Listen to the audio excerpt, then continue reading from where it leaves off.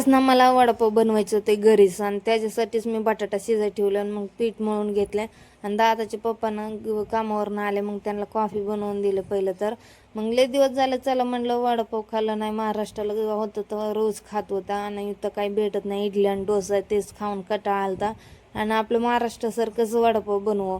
आणि ते पण मला चुकलं, वडापाव बनवताच आला नाही. आणि पाव तर आणलं होतं मी बेकरीत ना, फक्त की वडा तळायचं राहिलं होत्या.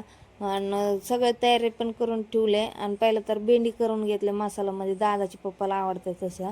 भेंडी झाल्यावर मग चपाती पण करून घेतली, आज शनिवार होता, शनिवारचं त्यांना उपास असते. पहिलं स्वयंपाक करून घेतलं, मग वडे तळून घ्या म्हणलं गरम गरम. आणि त्याच्यातच माझं चुकलं की काय टाकलं नव्हतं, की मी खायचं सोडच टाकायचं विसरून गेले ते त्याच्यात. त्याच्यामुळं तेलामध्ये वडा सोडल्यावरच सगळे वड्या कढईला चिटकून गेले आणि बरोबर आले पण नाही. ह्याच्यातच चुकलं. पहिले बरं बनवताना ना चुकूनच जाते आणि काय ना काय